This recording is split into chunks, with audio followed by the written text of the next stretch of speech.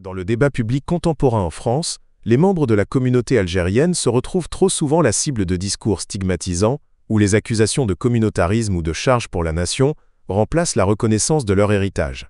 Ces controverses ignorent délibérément un fait historique fondamental. La diaspora algérienne n'est pas un phénomène récent, mais une force ouvrière dont la participation active fut absolument cruciale dans l'essor de l'industrie et de l'économie française dès le début du XXe siècle. Leur labeur, souvent pénible et sous-payé, a littéralement construit une partie de l'infrastructure et du socle industriel qui ont permis à la France d'entrer dans la modernité. L'historien français Benjamin Stora, spécialiste reconnu de l'histoire de l'Algérie et de la colonisation, rappelle régulièrement ce rôle méconnu, soulignant que cette histoire est peu connue du grand public. Ses travaux mettent en lumière la manière dont ces ressortissants français musulmans d'Algérie, sujets coloniaux contraints par la misère économique de leur terre natale, ont façonné des secteurs vitaux, de la construction au bastion de la métallurgie. L'article vise à plonger dans cette période fondatrice, en explorant les vagues migratoires, les régions d'implantation, et émergence, au sein de la classe ouvrière algérienne, d'une conscience politique qui allait changer le cours de l'histoire. Les pionniers de l'exil et âge d'or du travail pénible. L'idée selon laquelle les migrations algériennes commencèrent avec la guerre d'Algérie ou la reconstruction d'après-guerre est historiquement fausse. L'exil vers la métropole est né du système colonial lui-même.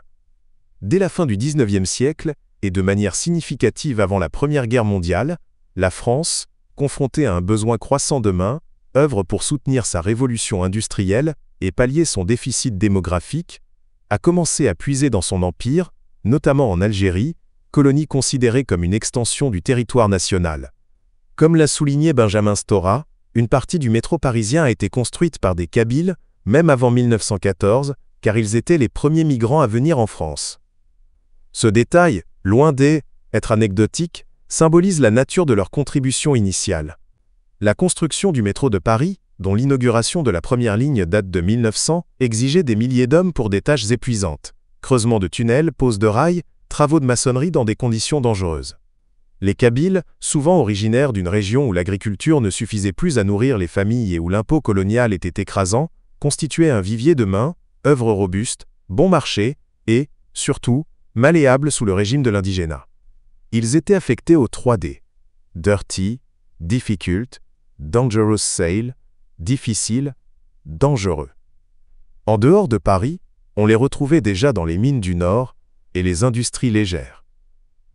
Ce premier contingent était composé presque exclusivement d'hommes jeunes et célibataires, qui s'installaient dans des garnis précaires ou les premiers foyers gérés par des œuvres de charité ou l'administration. Le but n'était pas l'installation définitive, mais le gain d'un pécule pour survivre et faire vivre la famille restée au bled, instaurant ainsi un cycle de migration circulaire dicté par la nécessité économique. Le tournant de la Grande Guerre et l'enracinement. La Première Guerre mondiale 1914 à 1918 marqua un tournant brutal et massif dans l'histoire migratoire algérienne.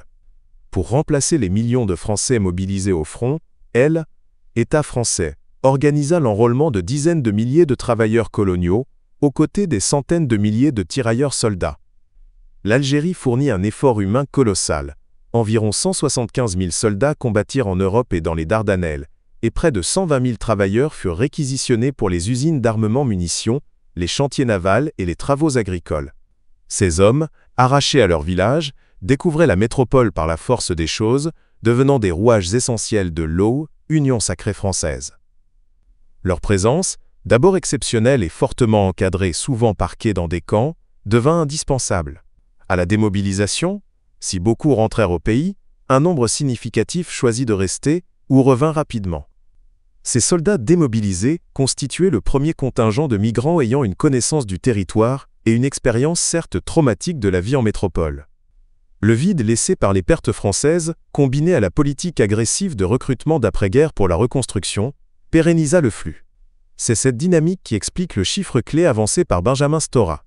Jusqu'en 1939, la France comptait déjà environ 100 000 ressortissants algériens. Ce était plus une poignée de pionniers, mais une communauté significative qui formait bien avant le boom des Trente Glorieuses, la base d'une main, œuvre permanente dans les secteurs stratégiques. De l'ouvrier au militant, la naissance du nationalisme algérien. C'est précisément dans ces conditions de double exploitation économique en usine et coloniale en tant que sujet indigène que l'immigration ouvrière algérienne a donné naissance à la première organisation politique moderne luttant pour l'indépendance.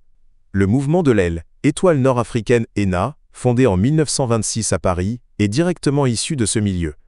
Initialement lié au Parti communiste français PCF via l'Union intercoloniale, l'ENA s'en est rapidement affranchi pour devenir un mouvement authentiquement nationaliste, défendant les intérêts des travailleurs nord-africains, avec un accent mis sur les Algériens.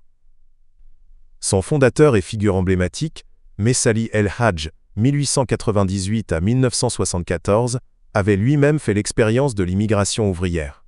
Engagé volontaire pour la Première Guerre mondiale, il s'installe à Paris en 1923, travaillant notamment dans les usines Renault de Billancourt. C'est au contact du mouvement ouvrier français et en voyant les libertés relatives d'organisation syndicale et politique qui lui étaient refusées en Algérie coloniale, que Messali forgea sa doctrine. L'ENA avait un programme social clair, droit au secours de chômage, application des lois sociales, mais aussi un objectif politique radical pour lui, époque, l'indépendance de l'Algérie. En 1927, Messali Hadj se prononce pour la première fois pour l'indépendance de son pays au congrès de la Ligue contre l'impérialisme à Bruxelles. Le gouvernement français, y compris le gouvernement du Front populaire qu'il a dissolu en 1937, voyait dans cette organisation à base ouvrière une menace existentielle.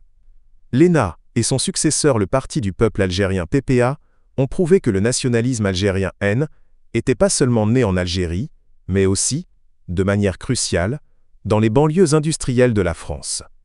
Un héritage à réhabiliter. L'histoire de l'immigration algérienne avant 1939 n'est pas qu'une statistique de main-œuvre. C'est l'histoire d'une communauté de 100 000 âmes qui, sous la contrainte du système colonial, a apporté une contribution irremplaçable à la puissance industrielle française, des fondations du métro aux lignes de montage des usines.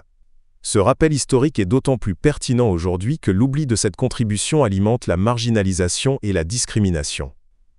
Reconnaître que la diaspora algérienne est intrinsèquement liée à la construction de la France moderne n'est pas un acte de repentance, mais une simple réhabilitation de la vérité historique. L'essor économique et l'infrastructure que la France célèbre sont en partie, œuvre de ses ouvriers, soldats et militants, dont le labeur fut la première pierre posée pour ce qui est aujourd'hui une communauté enracinée sur 6 générations.